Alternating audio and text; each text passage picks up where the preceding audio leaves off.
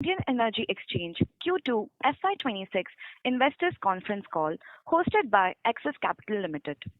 As a reminder, all participant lines will be in the listen-only mode, and there will be an opportunity for you to ask questions after the presentation concludes.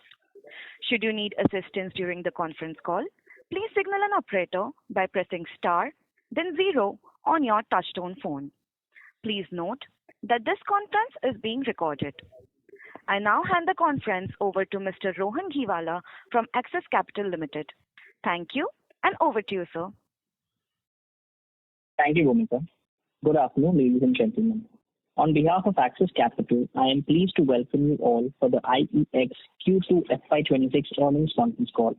We have with us the management team of IEX, which is represented by Mr. Rohit Bajaj, Joint Managing Director, Mr. S.N. Goyal, Chairman and Managing Director, Mr. Vineet Harlalka, Chief Financial Officer, Mr. Amit Kumar, Head of Operations, New Product Initiatives and Exchange Technology, and Ms. Aparna Garg, Head Investor Relations and Corporate Communications. We will begin with the opening remarks from Mr. Rohit Bajaj, followed by an interactive Q&A session. Thank you, and over to you, sir. Good evening, friends. I welcome you all to the IEX earnings call for Q2 FY26. With me today on this call are Mr. Satyanarayan Goyal, CMD IEX, Mr. Vineet Harlalka, CFO and Company Secretary, Mr. Amit Kumar, Head of Market Operations and Exchange Technology, Ms. Aparna Garg, Head of Investor Relations and Corporate Communications, and Mr. Aditya Wali. At the macroeconomic level, India remains the fastest growing major economy in the world, posting a strong GDP growth of 7.8% in the first quarter of fiscal 2026. This trajectory has been powered by strong domestic demand, investment activity, and a steady expansion of all major sectors, including industrial, services, agriculture, and construction. The Q1 number offers optimism amidst global political uncertainty as India remains a source of stability and opportunity in the international landscape. The Indian Meteorological Department has reported 8% higher rainfall during this year's monsoon, the highest rainfall in 5 years. This good monsoon is likely to strengthen the agriculture sector, potentially lifting rural incomes and supporting broader consumption trends. In addition, fiscal policy measures to reduce the GST and simplify compliances are expected to further support economic activity going forward. Consequently, the RBI has revised India FY26 GDP growth forecast to 6.8%, up from its earlier forecast of 6.5%. On the power sector front, weather continued to play a key role in this quarter as well. Electricity demand growth during the second quarter remained moderate, with a power demand of 449 BUs, higher by 3.4% on year-on-year basis. In the first 6 months of FY26, however, power demand has remained largely flat at 894 billion units, compared with 886 billion units in H1 FY25. On the fuel side, ample fuel has been available at a competitive prices. India's coal production reached 203 million tons in the second quarter of FY26. At nearly 450 million tons, production in the first 6 months of FY26 has also remained similar as compared with Q2 FY25. The coal inventory as of today, as of October 2025, stood at nearly 20 days. For the quarter, imported coal price for 4,200 GAR coal declined to $42 per ton, a decline of nearly 19% compared with the same quarter last fiscal. For Q2 FY26, prices of imported gas remain favorable at nearly $12 per MMBTU, compared with $13.6 per MMBTU in Q2 FY25.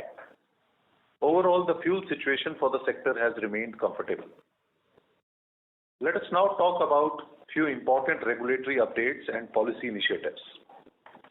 Recently, key amendments were proposed to the Draft Electricity Act Amendment 2025, wherein state electricity regulatory commissions have been specifically empowered to determine tariff suo motu to ensure timely cost recovery and avoiding delays. Cross subsidies are to be progressively eliminated within 5 years for sectors such as manufacturing, railways, and metro operations. In a push for C&I and open access consumer, DISCOM may be exempted from their obligation of supplying to commercial and industrial user with 1 megawatt and above load. One of the DISCOM in the area shall be assigned as a supplier of last resort.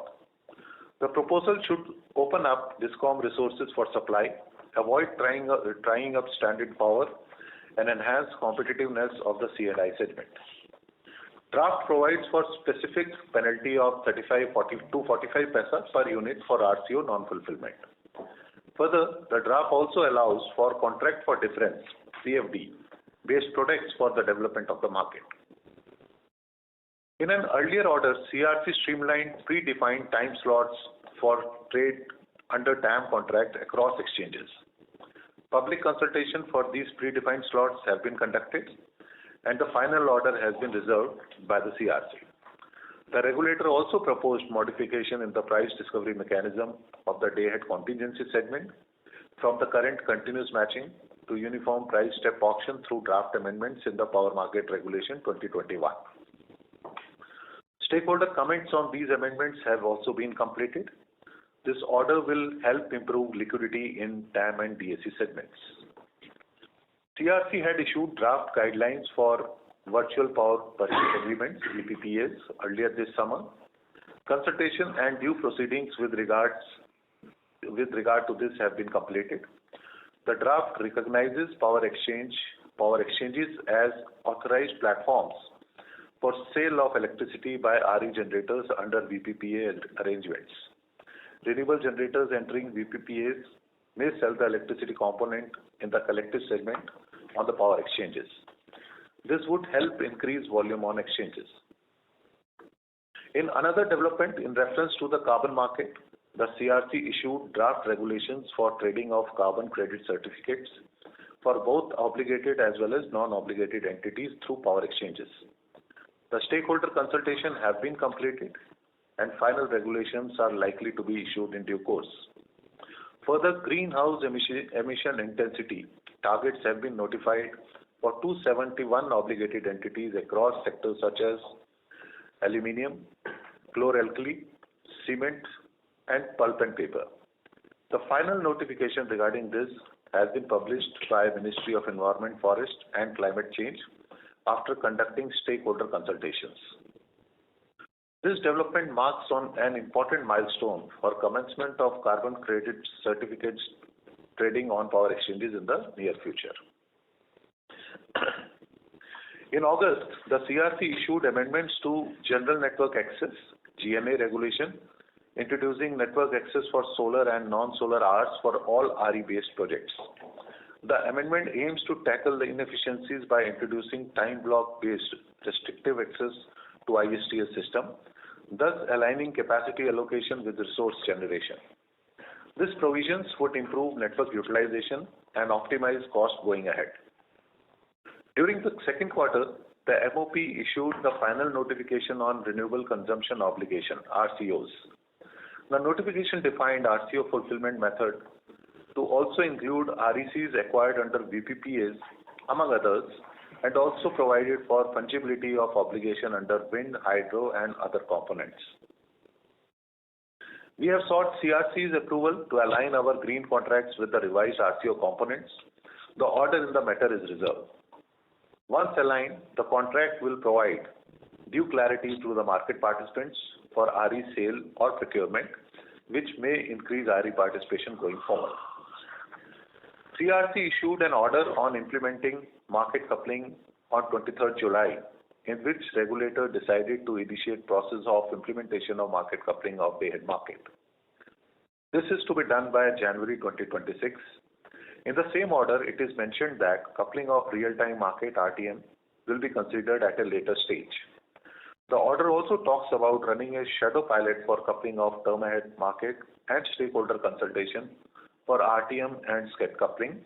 Further, in this order, CERC has directed staff to initiate consultation with Grid India and all exchanges on the operational and procedural aspects of day-ahead market coupling, including identifying and proposing amendments required in various regulations.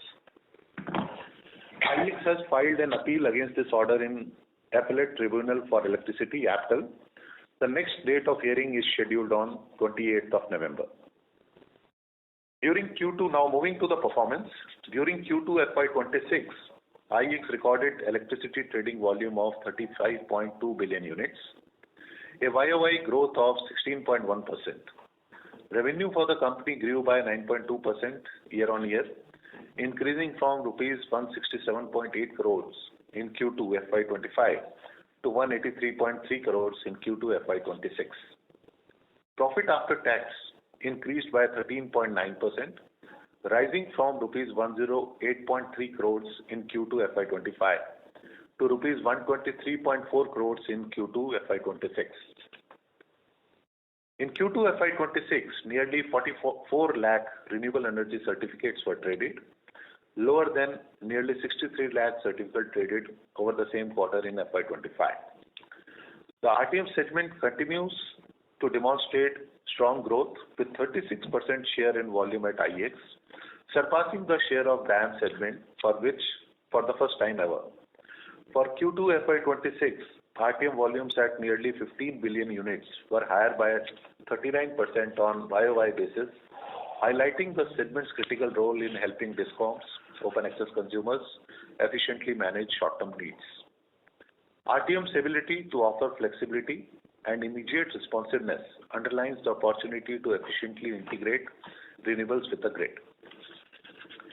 Green market volume in Q2 FY26 rose 17.7% on YOY basis to 3 billion units compared with Q2 FY25.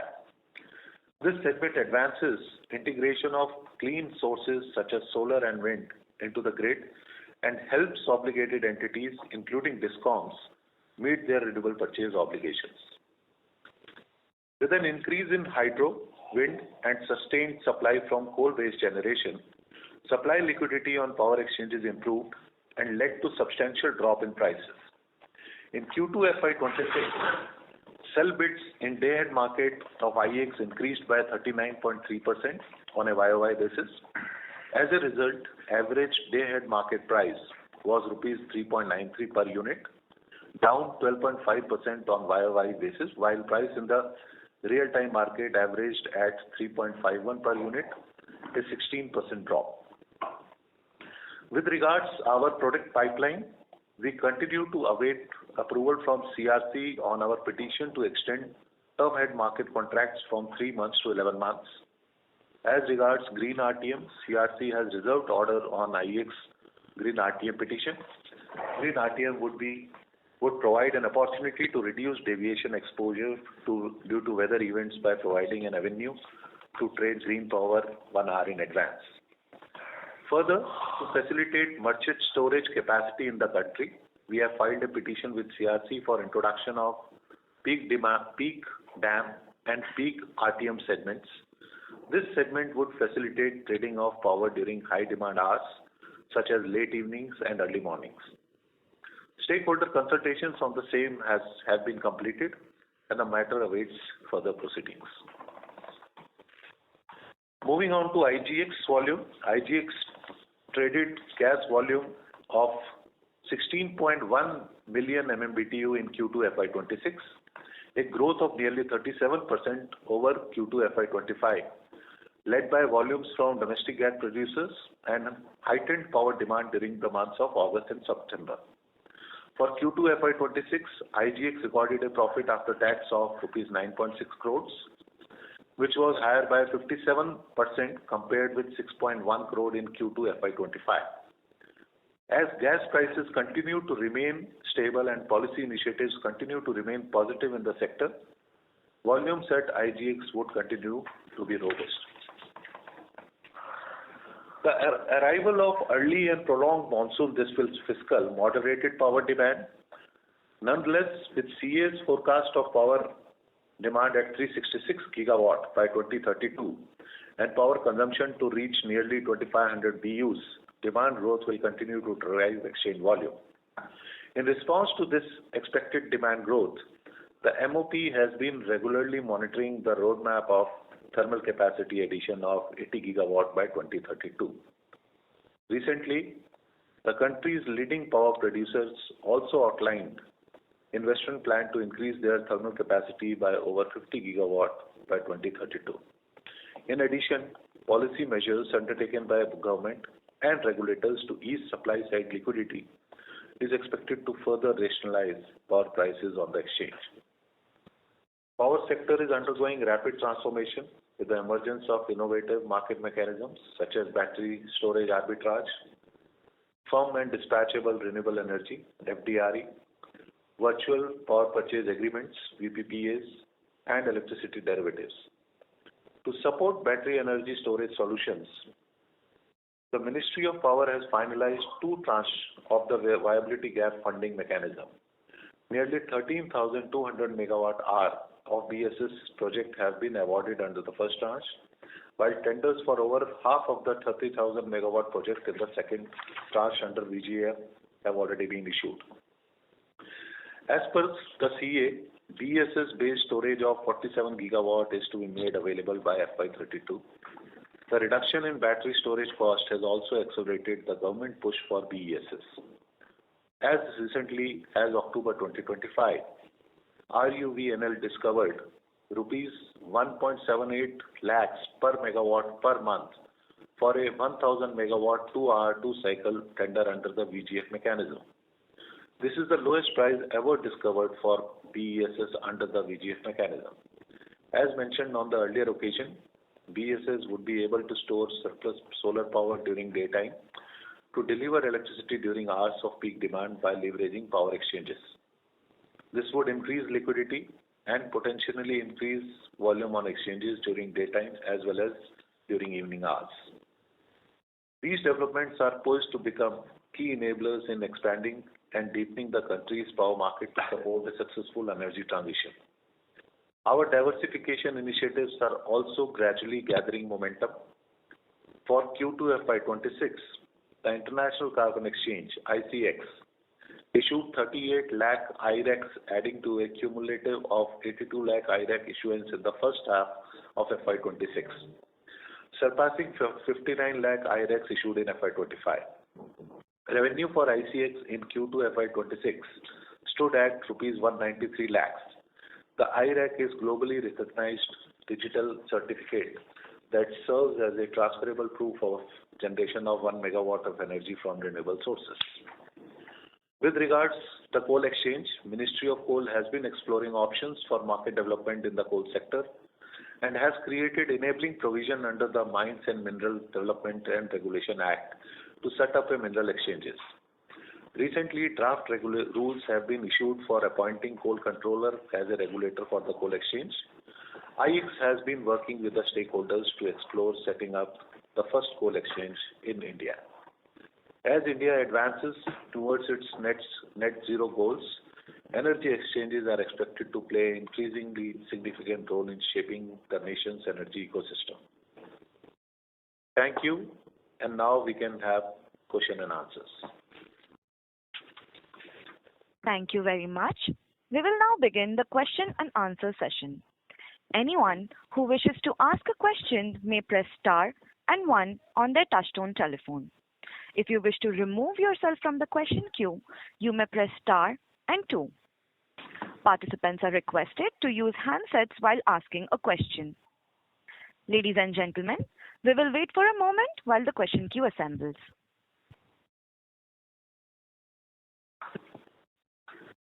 The first question comes from the line of Ketan Jain from Avendus Spark. Please go ahead. Thank you. Thank you, sir. Good afternoon. So my first question is on the status of implementation of market coupling. What is the progress on the ground in terms of operational details? Where you guys asked to make a software, or what has been the progress, and is it on time to get implemented by Jan 2026? Good afternoon. With regard to status of market coupling, we are not aware about any developments which have taken place so far, because what we understand is that for working out details for implementing market coupling, there will be discussions which will be required with the exchanges, with the Grid India, and procedures will be worked out, and regulations amendment will be done. Maybe those drafts will be issued for public consultation. So to best of our knowledge, so far, nothing like that has happened. So we were not contacted by the regulator or Grid India for developing any software. It is still no contact from them. We are not aware of any such program about how they want to implement it and when they want to implement it. Understood. Sir, also if you could provide us with how IEX will play a role in coal exchange and in the carbon exchange, if there is any development in that. See, as far as carbon trading is concerned, as per the regulations, this will be CRC is the regulator for the carbon credits. And the trading of carbon credits will happen on all the three exchanges which are regulated by CRC. So that means the existing exchanges, IEX, PXIL and SPX will be able to do the trading of carbon credits. Coal exchange, yes, Ministry of Coal is in the process of issuing the rules for this, and they will make Coal Controller of India as the regulator for this thing. Then they will have to draft regulations and do public consultations and finalize the regulations. Thereafter, interested parties can apply for the license of coal exchange. So as we told in the past also, we are definitely interested in this area, and we are doing necessary preparatory work. As and when regulations are notified, we will apply for this also. Understood. My last question is on the volume growth. We've been doing 16% electricity volume growth till now. What is your guidance on FY26? How will we end? And next year, what's your volume guidance for electricity volumes? So far in the first half of the year, the demand in the country has been practically flat. In spite of that, we have done a volume growth of almost about 16%. So for the remaining period also, we expect reasonably good growth. We should be able to maintain a growth between 15 to 20%. And for FY27, sir, any view on that? It will be difficult to say at this stage. It all depends in the sector. How will the demand work out, weather conditions, what those will be. So, but we are saying that we have been achieving a growth of, on an average, almost about 20% growth in the last 5 years. So we should be able to achieve that. India is a growing economy, developing economy. So if we have to grow at a rate of 6 to 7% in the GDP, definitely the electricity demand is also going to grow. And as far as electricity is concerned, the whole electrification of economy is happening. A lot of things are happening in the electricity sector, EVs and data centers.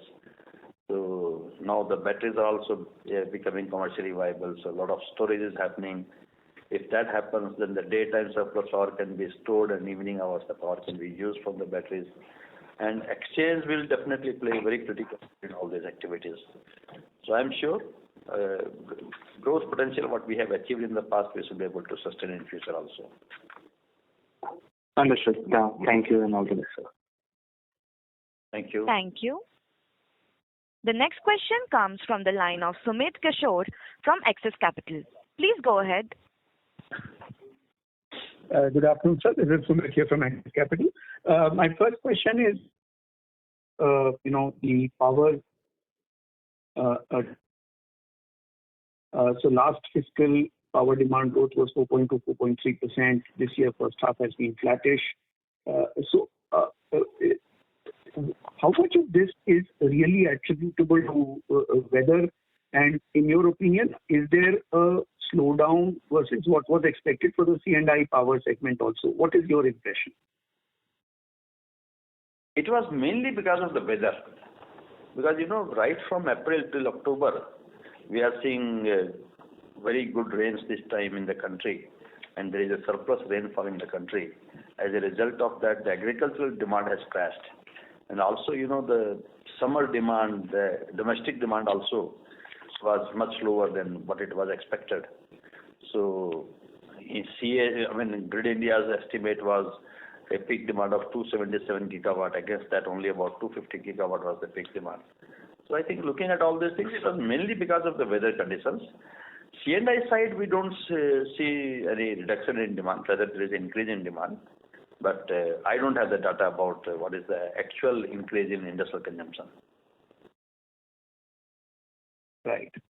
The second question is that basically over this period where power demand growth has been muted over the last 1 year, installed capacity has grown by almost 9-10%. And during solar hours, say in the DAM segment also, the sell bids are far exceeding the purchase bid volume and what is finally cleared, and the exchange prices are lower. So, I mean, to what extent can this continue? Because would there be curtailment of, or what kind of curtailment of power is happening? What can exchanges do to reduce this? You also spoke about, capacities coming up for virtual power purchase agreements. There would be even more sell bids on the exchanges. Why aren't customers taking benefit of the lower tariffs during these solar hours, and why isn't more power getting cleared on the exchanges? I agree with your view. I mean, capacity addition is happening and daytime prices are coming down. But this stability in the system will need some time. Today, need of the hour is capacity addition that is happening. Solar power is cheaper. It is cheaper than even variable cost of the coal-based power plants. So we need to do solar capacity addition. And when the exchange clearing prices are lower during the daytime, we are seeing a lot of demand shifting during the daytime. So if you see the demand curve of the country as a whole, earlier the peak hour used to be in the evening hours, now the peak hours is during the daytime. So the demand shifting is also happening now. Not that demand shifting is not happening. People are making use of this cheaper, daytime cheaper power. And to make use of this now, in the last 1 year, many battery tenders were also awarded so that batteries can use this cheaper power during the daytime and sell in the evening hours. So all these kind of things are happening now. I mean, these things will need some time to balance out and make use of the cheaper daytime cheaper power. In the short run, yes. In the short run, yes, lower power during the daytime may continue. And that's good for the market. That's good for the market and exchange. Our volumes are more during the daytime than in the evening hours. Sure.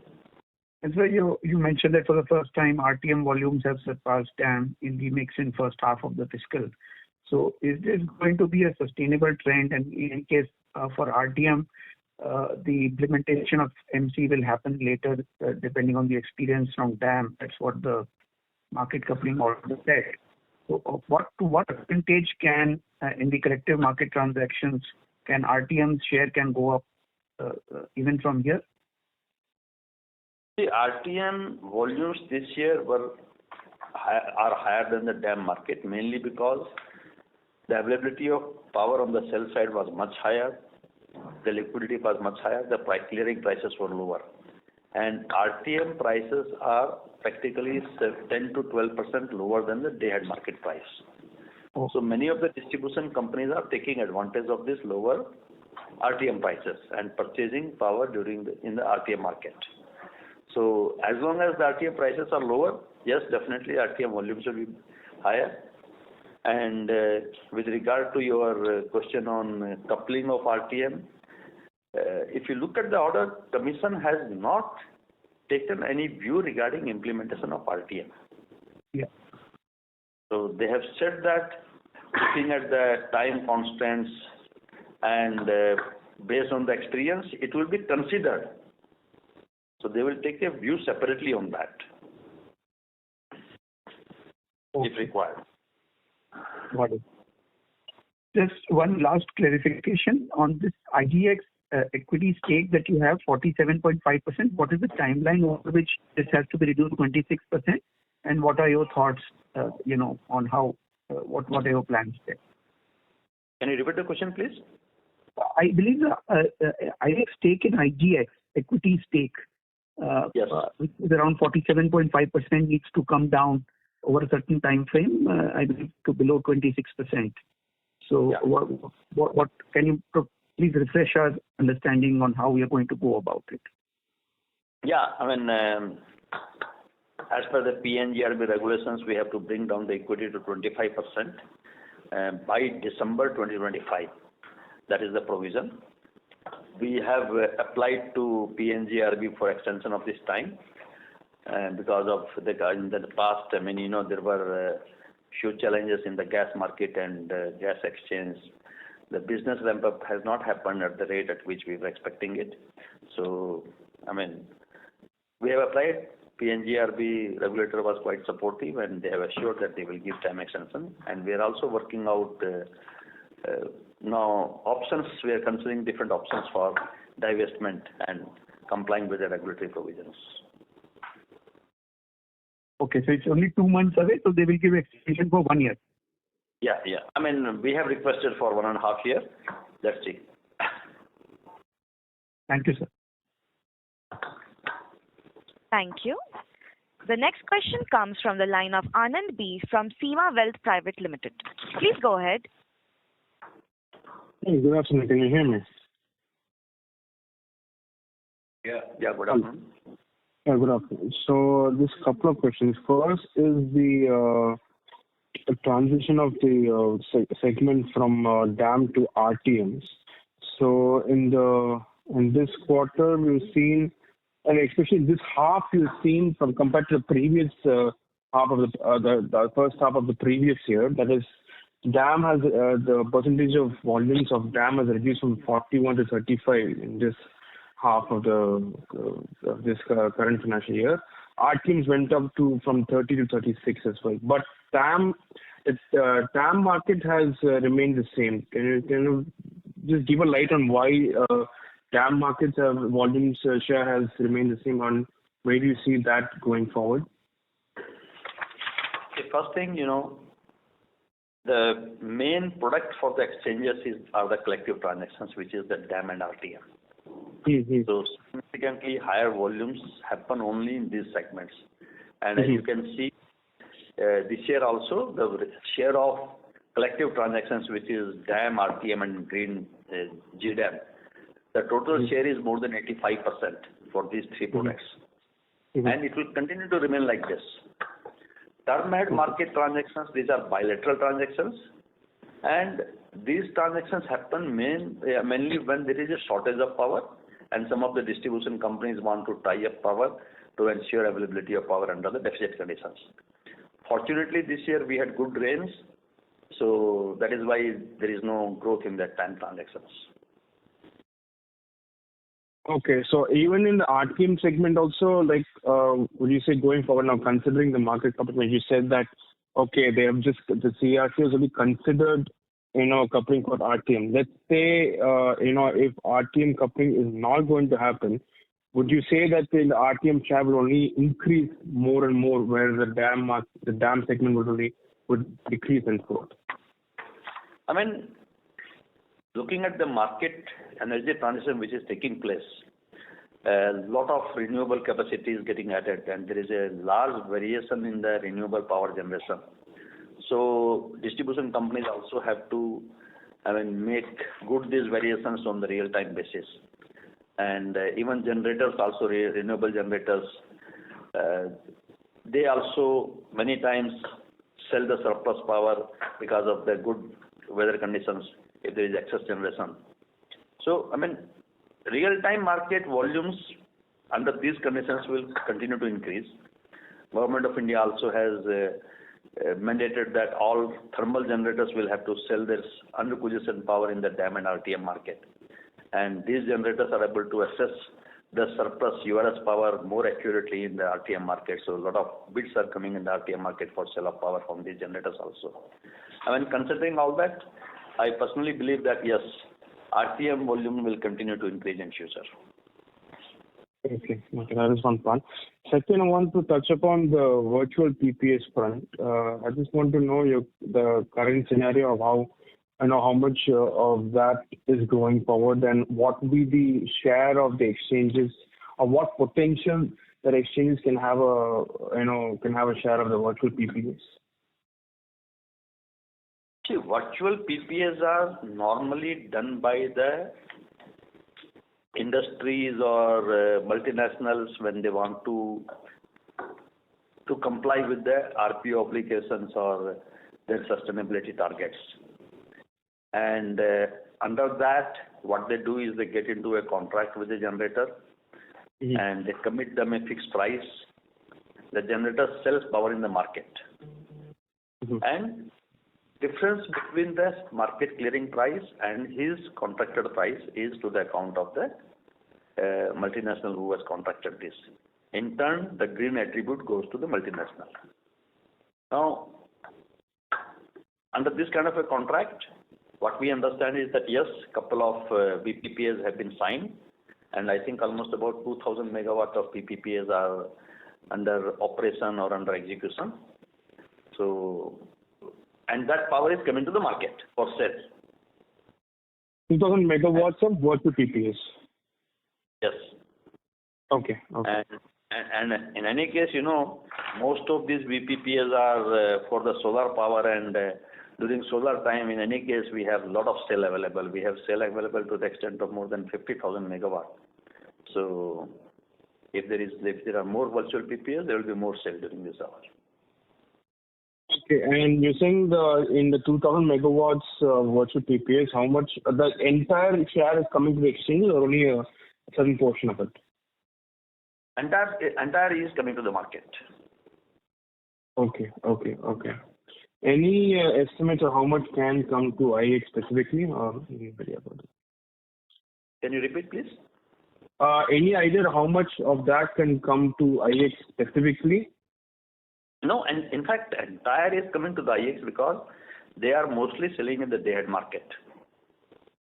Okay. Okay, thank you so much. Thank you. Thank you. The next question comes from the line of Vikas Kasturi from Focus Capital. Please go ahead. Good afternoon, sir. I had a couple of questions. So the first one is, when I see the gas exchange prices, I think these are US numbers, we are somewhere close to about $4 per MMBTU, whereas our GIXI prices are somewhere closer to about $11.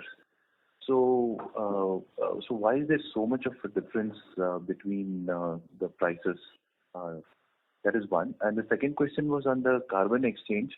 Are there any business development initiatives that we are doing to scale it up, sir? Could you just speak about that? Thank you. Yeah, in case of the gas market, US prices are based on the Henry Hub.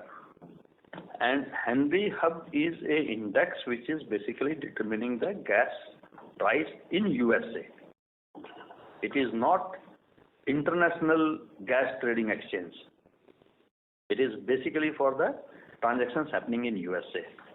And since USA has surplus gas available, their trading price is around $4, $3.5 to $4. If that gas has to come to India, then that gas will have to be liquefied, transported, and regasified. The rate for that gas also will work out to be something around $10 to $12, which is the rate of the GIXI. But mostly in India, the gas is coming from the Middle East side, and because that is nearer to India, transportation cost is lower, and so the rate of that gas today is almost about about $11, and it was about $12-13 a couple of months back. Is this clear? Mr. Vikas, you are not audible.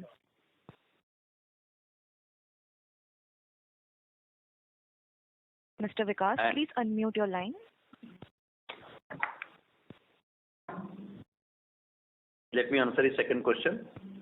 And second question was regarding market development activities about carbon trading. Regarding carbon trading, CRC has issued draft regulations. Public hearing was held. Order is reserved on the carbon trading regulations. And Ministry of Environment has recently issued guidelines for greenhouse gas emissions for 4 industries. And after that, these industries will have to comply with this. There will be an audit for that. and thereafter the industries who are overachieving the targets, they will be issued carbon credits, and industries which are not achieving it, they'll have to buy the carbon credits. So I think all this process will need another 1.5, maybe 1 to 1.5 year, and thereafter the carbon trading will happen. And we are regularly in touch with the different authorities, and we are also in touch with the different industries for the trading of carbon credits. So we are doing all necessary preparatory work for this. Thank you. Thank you. The next question comes from the line of Yashodhan Nerurkar from Ionic Wealth. Please go ahead. Yeah, hi. Thanks for the opportunity. So I just had two questions. The first is, I just wanted a clarification. In the event of market coupling, say the entire volumes are split in the ratio of say 70 and the balance to exchange is like 15-15.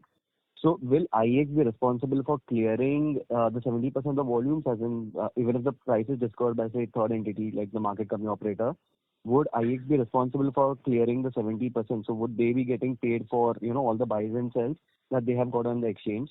So that's first question. And second question is, you always in every call talk about the different developments and draft amendments that the regulator has been looking to sort of implement. What is the progress of all these developments, and how soon can we expect some of the key developments to actually materialize, and what sort of benefits would IEX actually accrue from those developments is the second question. Thank you. Your first question was Clearing of clearing clearing of the volumes. See, whatever buy bids and sell bids will come on the IEX platform, and whatever is cleared after the market coupling, we will settle those bids. Suppose I got sell bid of 500 million units, buy bids of 200 million units. Out of that, after the clearing, after the price discovery happened at the centralized location, out of that, my 200 million units of sell bids are cleared and 150 million units of buy bids are cleared. So that means I will get from this 200 million units buyers money, I will get from them. I'll get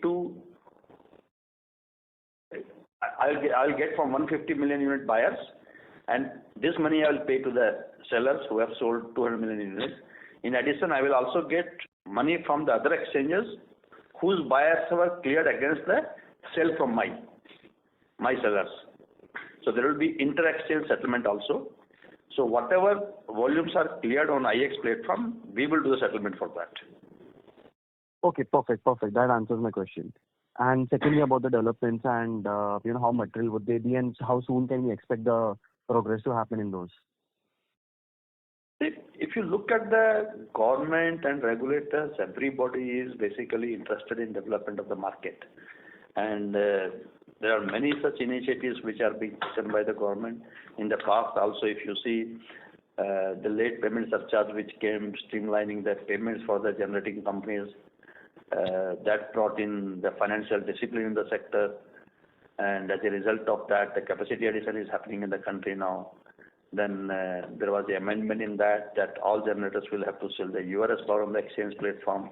As a result of that, we are getting a lot of sell bids on the exchange platform.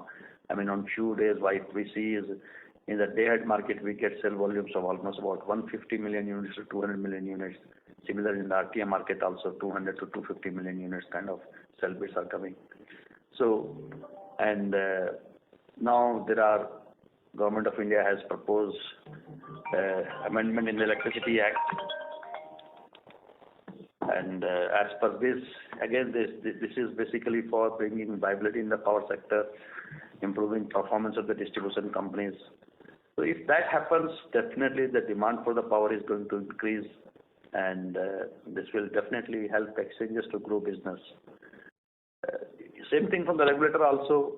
VPPA provisions were approved, and I think 2 years back when the GNA was implemented, that has also streamlined all this network connectivity and the charges for the short-term transactions. So I think all this streamlining is happening. This is keeping in view how to develop the market in the country. Now we are talking about the capacity market, that if a distribution company do not have adequate capacity which is required for meeting the demand, how can they buy that capacity, how to develop the capacity market. So these things are happening. So these things don't happen every day, but it's a continuous process, and the government and regulator both are working in the direction of developing the market in the country. Okay, fair. That answers my question. Thank you so much. Thank you. The next question comes from the line of Faisal Zubair Hawa from HG Hawa and Company. Please go ahead. So, as far as the legal cases are concerned, what kind of forum are now we being represented on this coupling matter, and when is the next hearing? I'm not clear about your first question. The next hearing is on 28th of November. And this is with CERC? Next hearing is in APTEL, Appellate Tribunal of Electricity. Okay. And sir, what is the kind of technology changes that we can bring in so that we don't lose much volume even if coupling does happen? If we are working in the company, and what kind of changes in the system we have to do, what kind of technology support we need to provide to our customers to create customer loyalty. So all those things are being worked out. I don't think on this call it will be possible to elaborate on those things. So we are definitely going to take technology intervention to ensure our customer share. Okay, sir. Thank you very much. Thank you. The next question comes from the line of Archit Agrawal from StepTrade Capital. Please go ahead. Hello. Yeah. Am I audible? Yeah, you're audible. Yeah. Sir, my question is, so what steps is IEX taking to diversify the revenue stream after, like, market coupling will happen, so the revenue will decrease? Now, why are you saying after market coupling the revenue will decrease? We are making all efforts to ensure that we retain our market share, and volumes are increasing every year. So I'm sure. If you look at the result, right? So volume is not significantly increased, right? So after this market decoupling, actually it seems monopoly is not there, right? So what I am asking, my question is, please hold the line. Coupling has not happened. Okay. So coupling only order has been issued. Coupling has not happened, so there is no change in that. And volumes have increased by 16%. I think you are not keeping track of the results. Better do that and then ask question. Next question, please. Thank you. The next question comes from the line of Aditya Raval from Essential Research Partners. Please go ahead. Good afternoon. Hello. Good afternoon. Okay. My question is regarding in the Q2 result, electricity traded volume grew by 16.1% year on year, but the revenue from operations grew at the slower rate of 10.42% year on year, indicating a divergence. Could you please explain the reason behind this gap? Is it mainly due to the lower realization or unfavorable product mix? And what steps is the company taking to address this issue going forward? Electricity volume grew by 16%, and then there is a certificate also. So, my colleague Mr. Vinit Halalka, who is CFO of the company, he will explain you in detail about this. So, when we look at the total volume, the electricity volume increased by 16% during the quarter on year-on-year basis. But the certificates, the REC certificates volume was a bit lower. And secondly, if you can recall, last year in the month of August, we reduced our transaction fee on the certificates from 40 rupees to 20 rupees. So during the previous year quarter, the full 40 rupee fees was being charged, and this quarter it was 20 rupees. So it's a mix of both, slightly lower certificate volume and the lower the transaction fee, which has resulted in the overall operating revenue lower than the increase in the electricity volume. I hope this clarifies. Yes, sir. Okay, thank you. On the electricity side, the increase in the revenue is 16%.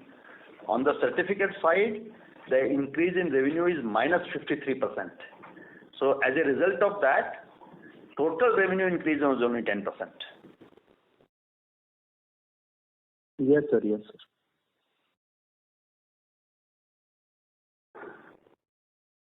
Thank you. The next question comes from the line of Meet from Alembic. Please go ahead.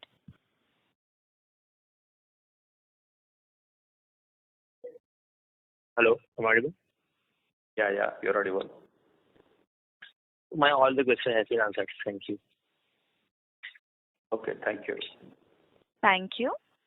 The next question comes from the line of Chirag from Keynote Capitals. Please go ahead. Yes, thank you for the opportunity. My first question is, what is the settlement obligation payable as of H1 FY26? H1. Just a second. The settlement payable is keep on changing depending upon the volume and price. If you look at the balance, the closing balance as on 30th of September, the total payable amount was near about 500 crores. Okay. My second question is related to product-wise market share. Is it possible for you to share that? Yeah. Mr. Rohit will respond to this question. Rohit can of the company. So if I talk about Q2, so our electricity market share is 84%, and certificate market share is little above 50. So overall is about 75%. But what we have seen in the past couple of years, product-wise, IDEM and RTM is 100%, 99% precisely, and in the other TAM segments it is 35%. Overall, as I said, electricity is 84%. Got it. So just one thing I wanted to understand: if market coupling goes forward, apart from the tech, are we willing to go into price wars also if that takes place? See, let the coupling happen. We will look at the market conditions and take a call based on that. I don't think we need to decide that thing today itself. Right. And as for you, But I can tell you one thing. In the term ahead market, all three exchanges are active, and there also the price war is not there. So I don't see any such situation that after coupling there will be a price war in the DAM market. Why should we talk about war, yeah? Let us talk about peace. Fair enough, sir. And as for you, sir, you have been focusing a lot on retention of customers, as you rightly mentioned earlier. So apart from technology, what is the USP what IEX has? Yeah, it is hard work of last 17 years because of which we have been able to build this market, and the kind of connectivity we have with the understanding we have with our customers, the kind of understanding which we have developed about the requirements of our customers and the value which we provide to them, the market development activities which we have done. I think all these things are our USP, and we'll continue to do all these things. And I'm sure this will definitely give us good market share in future. Perfect. So just last question from my side. As there is a new thing that is happening in the market, the electricity derivative market, right? Just wanted to understand what will be the revenue model for IEX in this? We have an agreement with MCX that they will share a part of their revenue with us because they are doing the settlement based on our clearing price. But if you look at the volumes which are happening in the derivative market for the month of August, September, October, these are negligible. So I don't think at the moment there is any point in talking about the revenue model out of that. Fair enough, sir. And sir, if you have this clarity, are nodal-based derivative, electricity derivative taking place, or is there any clarification to that? I couldn't get your question. So in US, electricity derivative market takes place has been very flourished because of the nodal-based electricity derivative. So if there is a node in Los Angeles per se, derivatives are traded based on that nodes. So just wanted to understand, is such kind of development in US electricity market is different, and that is why derivatives are also based on the nodes. In India, you can sort of uniform transmission price within a state, and the derivatives are also based on that. These are basically zonal.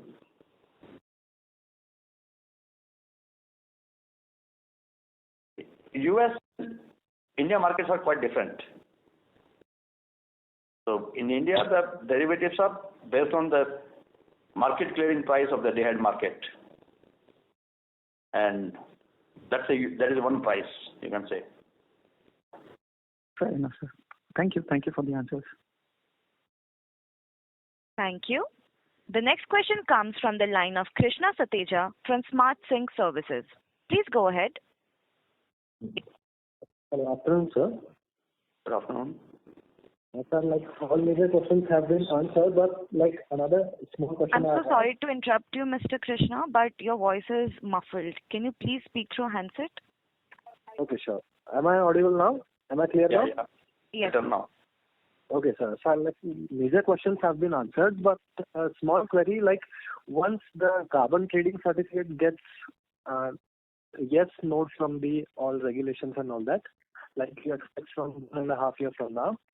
So how significant volume we can expect from that? How significant they can affect the financials?